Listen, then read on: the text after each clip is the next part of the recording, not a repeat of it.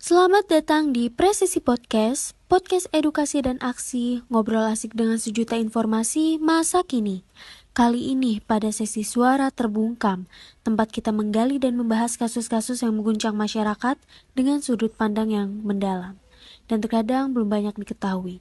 Bersama gue Firda, gue Risa, sama gue Alisa, yang akan membahas kasus yang sempat viral dan mengguncang Indonesia, yaitu kasus kematian tragis Novia Widiasari.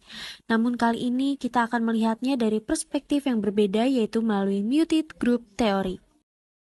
Nah, lo pasti belum familiar kan sama muted group theory? Soalnya gue juga belum familiar. Jadi, gue baca-baca tuh dari beberapa sumber. Nah, gue mau ngasih tahu kalian nih.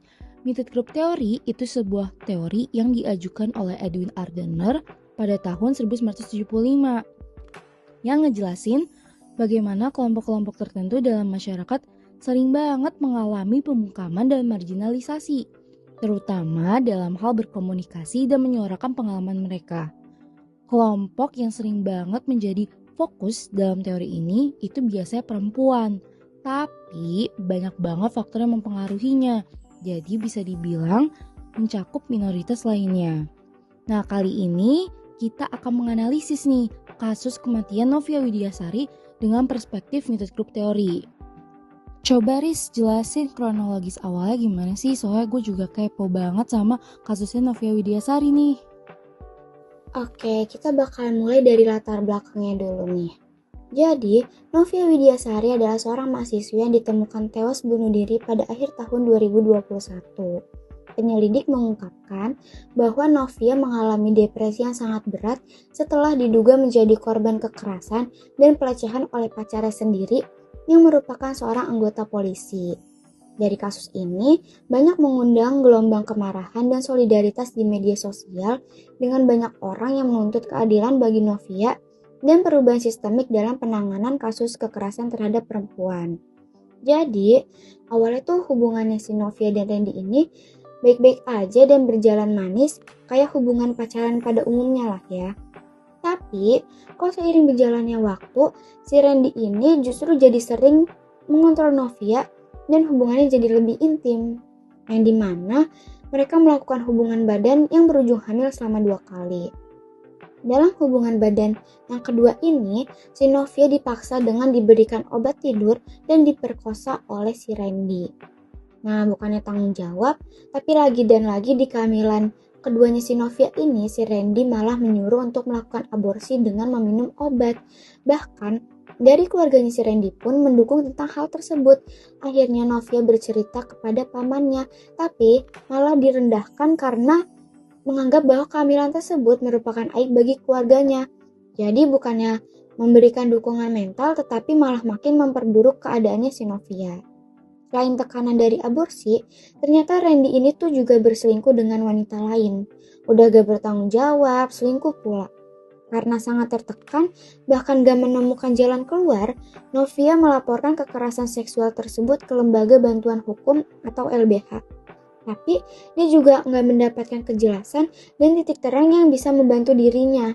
Akhirnya, Novia pun memilih untuk mengakhiri hidupnya di makam ayahnya dengan meminum red velvet yang bercampurkan cyanida.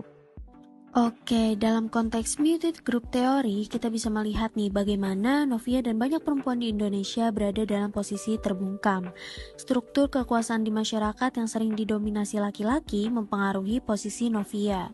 Kelompok yang berkuasa menentukan norma-norma komunikasi dan interpretasi pengalaman. Novia sebagai perempuan muda dengan pacarnya yang merupakan seorang polisi menghadapi kekuasaan ganda yang membuatnya merasa tidak berdaya. Ketika mencari bantuan atau melaporkan kekerasan, dia menghadapi hambatan institusional dan kultural. Institusi yang didominasi laki-laki mungkin tidak mengakui atau menganggap serius pengalamannya. Ini menunjukkan bagaimana suara Novia terbungkam oleh struktur kekuasaan yang ada dan depresinya merupakan hasil dari tekanan mental akibat rasa tidak berdaya. Oh iya, gue juga mau bahas nih tentang media massa dan tanggapan netizen dari kasus Novia yang menjadi viral melalui curhatannya di media sosial dan cerita teman-temannya. Media massa sangat berpengaruh untuk mengangkat cerita tersebut lebih luas. Hal ini memicu reaksi kuat dari masyarakat, terutama komunitas perempuan. Ini menunjukkan bagaimana kelompok yang terbungkam mulai menggunakan media sosial untuk menyuarakan pengalaman mereka dan menuntut perubahan. Tagar dan kampanye online menekan institusi agar lebih responsif terhadap kekerasan terhadap perempuan, menunjukkan kekuatan solidaritas kolektif. Nah, pada kasus Novia nih, banyak banget masyarakat menaikkan tagar Justice Novia Widiasari dan Save Novia Widiasari untuk mendapatkan keadilan yang layak. Lo pasti tahu kan tagar yang Justice sama Save itu karena viral banget dulu di X atau Twitter. Namun perjuangan ini masih panjang. Reformasi institusi dan perubahan budaya diperlukan, termasuk pendidikan bagi aparat penegak hukum tentang kekerasan berbasis gender dan hak-hak perempuan, serta mekanisme pelaporan yang aman bagi korban. Kasus ini menyoroti pentingnya metode grup teori dalam memahami dinamika kekuasaan dan komunikasi, dan menjadi panggilan lah untuk mendengar dan mendukung suara-suara yang terbungkam gitu Dasa. Dari kasus ini, kita bisa mendapatkan pesan bahwa muted group theory benar adanya, dan kita bisa melihat sendiri dari kasus Novia Widiasari bahwa perempuan sebagai kaum subordinat dan laki-laki sebagai kaum dominan, serta strata sosial yang masih jadi patokan masyarakat. Seharusnya kita sebagai manusia tuh bisa mengerti bahwa kita memiliki keunikan dan kecerdasannya masing-masing. Dan juga strata sosial ini gak bisa dijadikan tameng untuk semua orang.